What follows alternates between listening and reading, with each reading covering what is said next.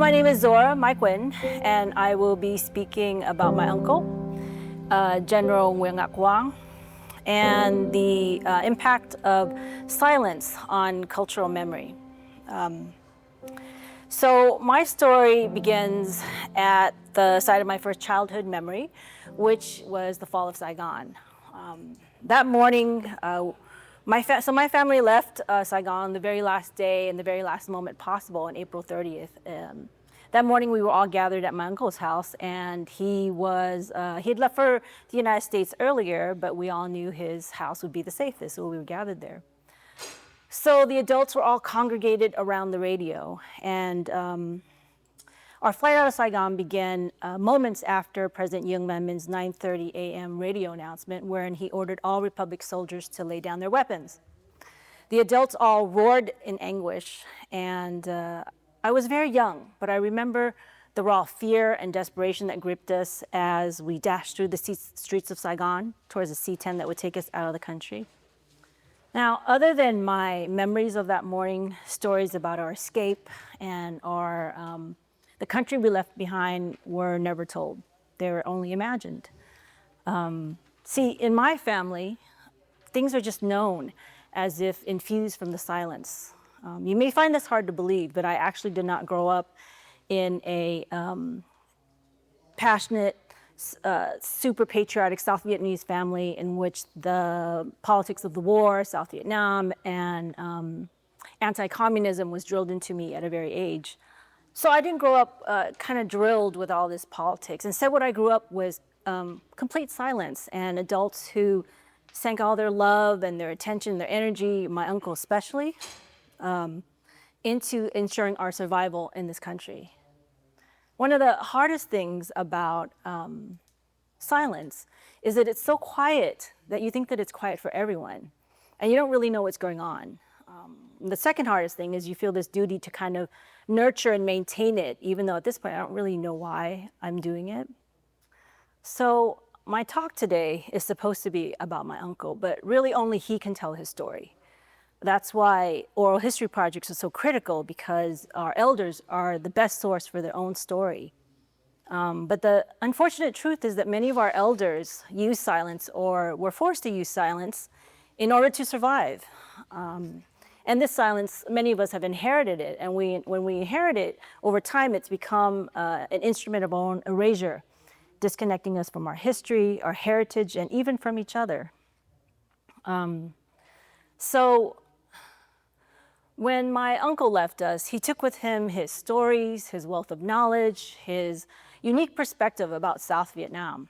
So what we're going to try to do today on this panel is figure out, how do we bridge the distance between that silence? How do we do that so that we can discover our own stories and amplify our own history, so that we can gather a more collective, more complete history with all of its nuances, so that we can know each other better. And in particular for this panel, a storyteller, a writer, an academic, how do we, as the descendants of these great men, preserve their legacy? So since I'm a storyteller, I'm going to begin with my own story about my uncle, my own personal story, because that I can do. So one of my most treasured memories of my uncle was of a visit that he paid to us in California when I was about 9 or 10 years old.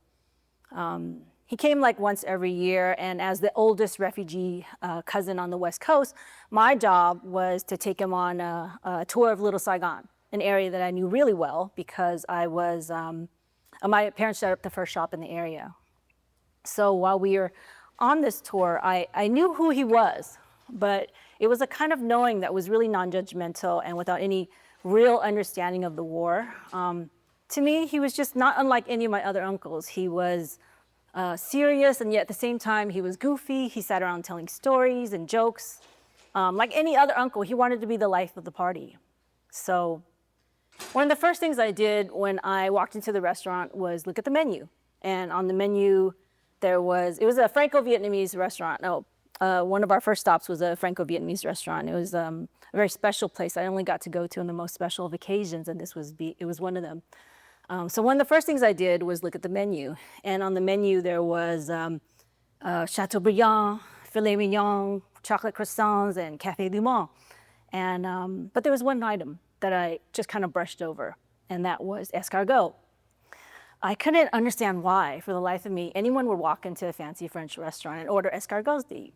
So I was just about to order the poulet rôti and the chocolate eclair, when just over the top of the menu, I see these big bug eyes. It's my uncle laughing at me. He taps the menu right where it says escargot, and he says, "Get it," he encourages me. And I was like, ew, no, what? Snails? And he says, "Try it." And he just smiles and he shrugs. And there's something in the glint in his eyes and his goofy smile and his calm, supportive manner gives me the confidence to take this leap. So I ordered the escargot. And when they come out, there's this prolonged moment of silence where he's just staring at me and his eyes are wide and his smile is big and his mouth is hanging open. He's waiting for me to taste it, right? So let me just pause and say that at 9 or 10 years old, this was the first time anybody had ever taken the time to revel in my discovery. I was a Vietnamese kid, the eldest daughter, and my job was to be a good helper. When I wasn't helping, my job was to slip back into the wallpaper and just stay there. So be good, be obedient, be quiet, but to have thoughts and opinions, to be an individual, that wasn't really a part of the job description. And to make matters worse for me, things were kind of rough. You know, this was the post-Vietnam War era. I was getting beaten up every day at school. Kids were calling me names. Americans were throwing rocks at me. Bullets were shot through the front windows of my home and our family shop. So at that time in my life, and for the next 2 decades, I felt so completely alone in the world. So for someone to see me as an individual felt really unique and amazing. I mean, he just stopped everything, and there was a whole lot of everything. So people were coming by our table every few minutes. They wanted to shake his hand. They wanted to thank him. They wanted to give him gifts. They wanted to pay for the meal, which I appreciated. They just wanted to touch him. But for the few seconds in which I had this snail floating in my soup spoon, he stopped everything. So I fed myself the snail, and I chew it, and he's watching me, and he's staring at me, and smiling. Thích không? Ngon không? Do you like it? Isn't it delicious? And I remember feeling important. I remember feeling important because I'd never felt it before, and no one ever made me feel like I mattered before. It was a weird feeling, almost as weird as chewing on a snail that tasted kind of like the very salty, very fishy sauce that it had marinated in. I remember chewing it, biting into little pieces and him watching me, watching the kind of feeling out the texture, and I was kind of surprised that I liked it. Escargot tasted kind of like, oyster and shrimp and octopus all put it in one. And at the end of the meal, he asked me, "Are you going to order it again?" And I was like, "Nope, not for me." So although the world has a very different memory of my uncle, this is one of many memories, one of many beautiful memories I have with my uncle.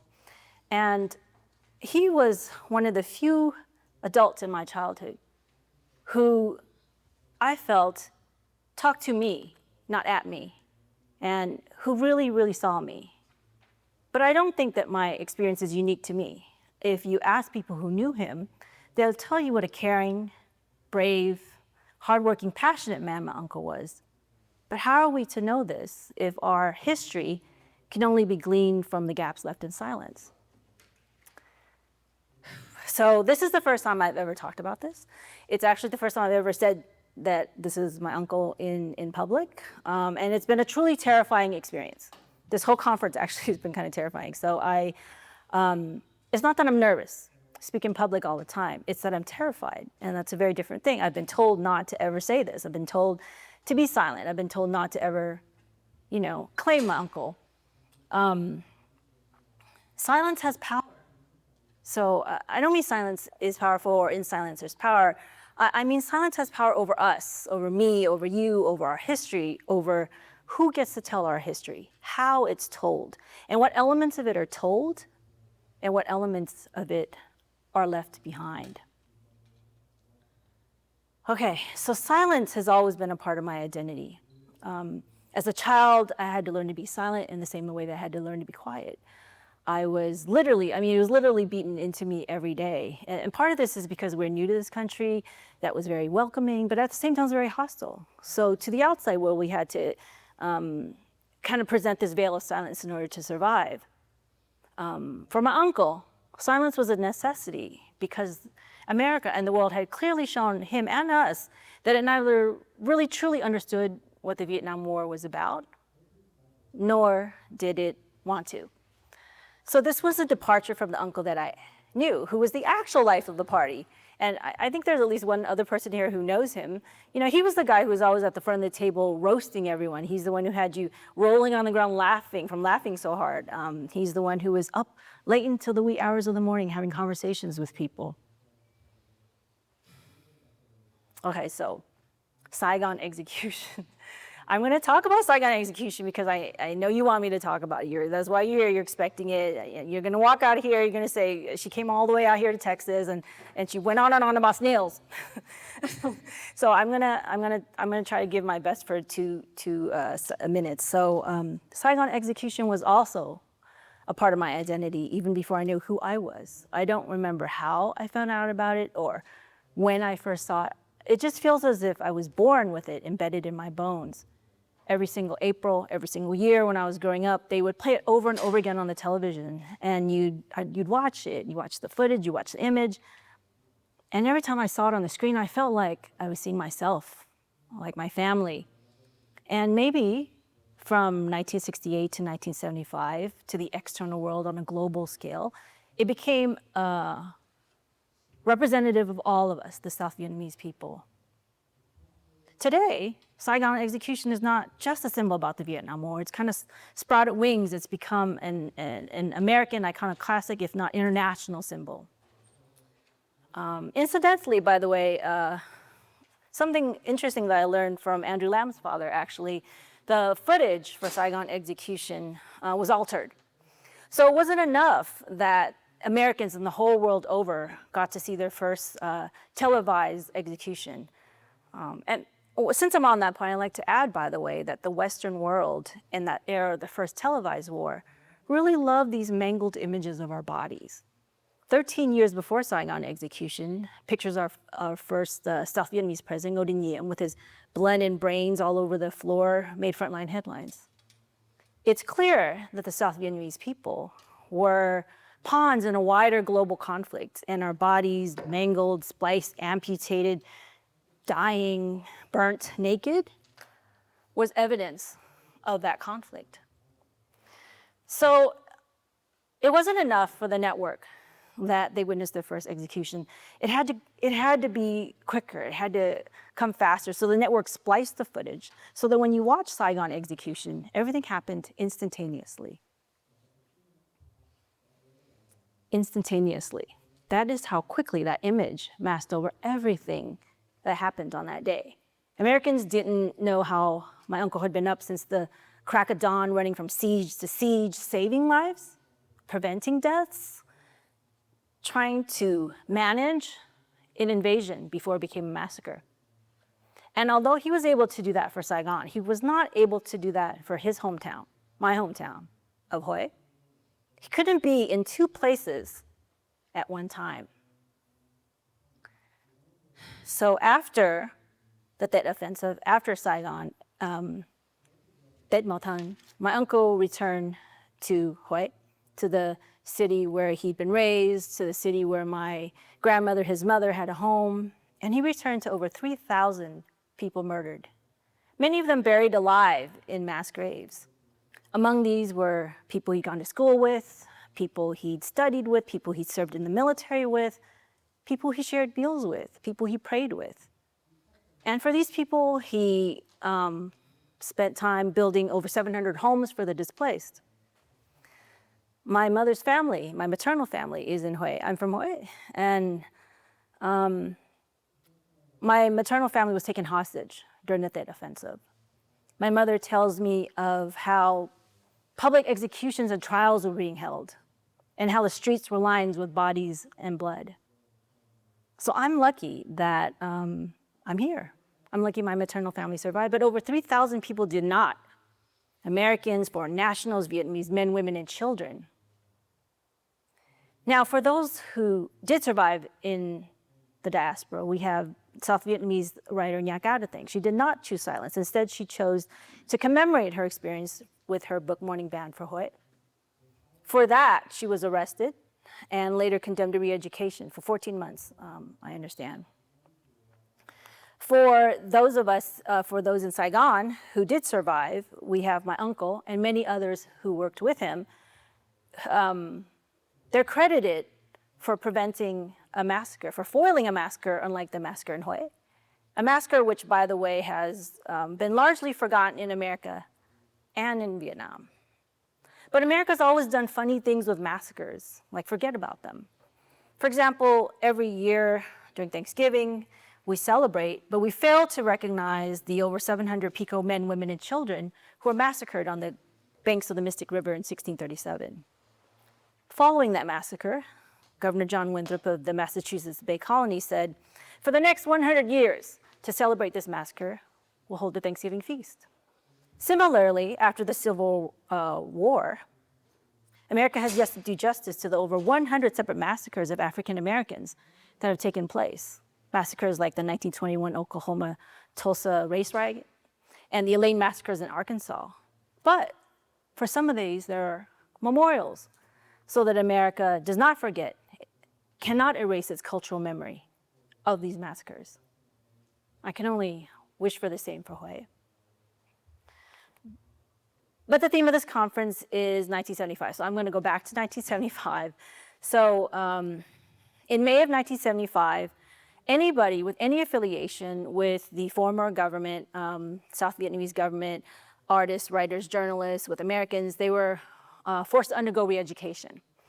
So they were given in re-education pen and paper, or pencil and paper, and asked to self-reflect.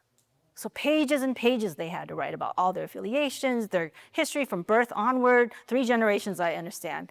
And they had to do it multiple times. So silence wasn't really an option for them. And for those on the outside, silence or the alternative, telling on their friends, family, and neighbors became their mode of survival. So our history is caught in this really destructive cycle where, for those of us in America, we had to be quiet to survive, while those of us in Vietnam who were forced to reveal themselves were silenced, sent to re-education camps where many of them died. We lost an entire generation, decades, their story lost behind barbed wire. So back here in America in 1978, while desperate Vietnamese were fleeing the country, anti-immigration sentiment fueled stricter scrutiny on immigration. Politicians called for the deportation of South Vietnamese people suspected of war crimes. So who was on the top of that list? My uncle was on the top of that list. Congressional hearings were held, and the photographer of Saigon execution, Eddie Adams, was called to testify against my uncle, but instead he testified on his behalf alongside many others. President Jimmy Carter halted the proceedings. He called, and I state, such historical revisionism is folly. But what did Carter mean? I have 2 theories. So my first theory is based on silence, but this time American silence. Maybe Carter, who was a humanitarian, wanted Americans to focus more on their own ethical responsibilities in Vietnam, rather than to scapegoat my uncle and cleanse their own involvement. And then my second theory is this. The South Vietnamese people, in particular my uncle, were victims of a terrible war. My uncle was a victim of a massacre that he foiled, a massacre that many people believe received skewed, negligent, and unethical media coverage. Maybe what Carter meant was to alter or attempt to alter the cultural memory of the Tet Offensive was not only unjust, it was unwise, since America had their own massacres to deal with. At that time, at the same time as the deportation, the trial, the ugly trial and prosecution of those involved with the My Lai massacre was occurring. And from that, we have little to no sentencing. It was held also 25 years before the newspaper, the Toledo Blade, broke the news, broke the silence on the massacres and and executions and other war crimes that were committed by the American military force. I believe it was called Tiger Force, American Military Unit Tiger Force, in the Central Highlands at the same time. So maybe Carter called it folly because he saw the whole picture and not just one picture. So a picture is silent.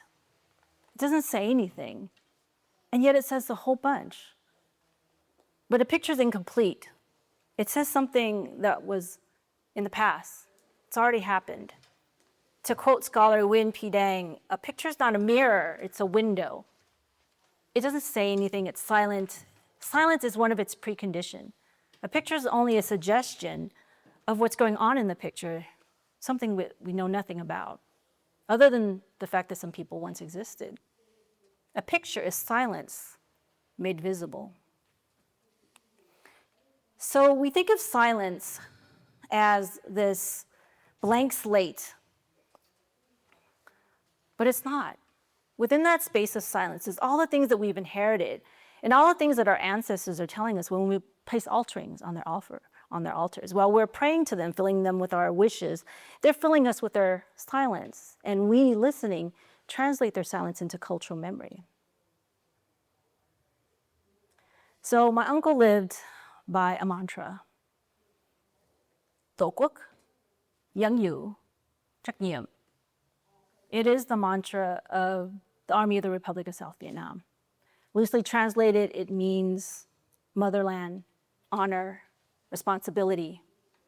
My uncle lived by this mantra at a cellular level, from his family to his country.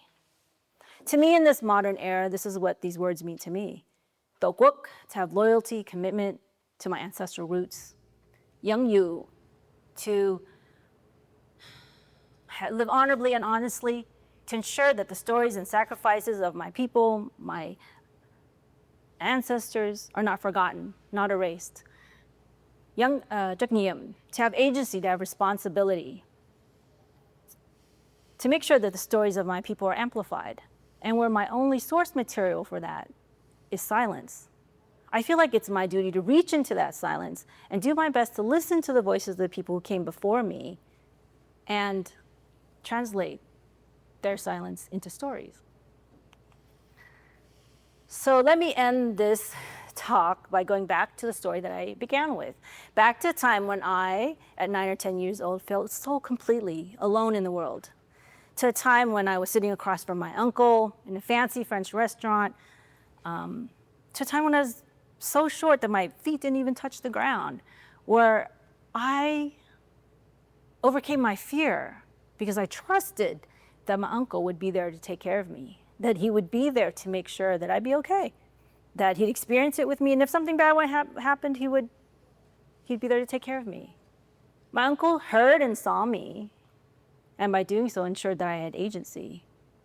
This is what my uncle did for South Vietnam and for the South Vietnamese people.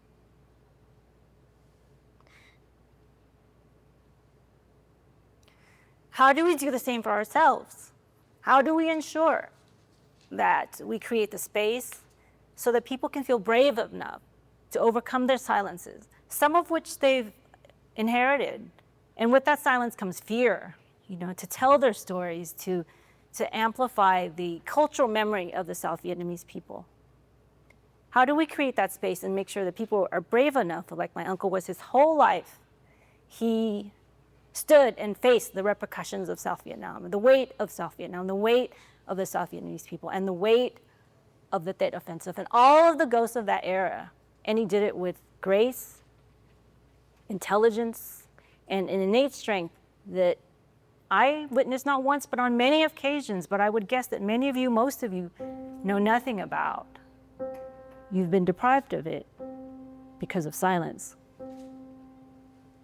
Well, thank you. That's my talk.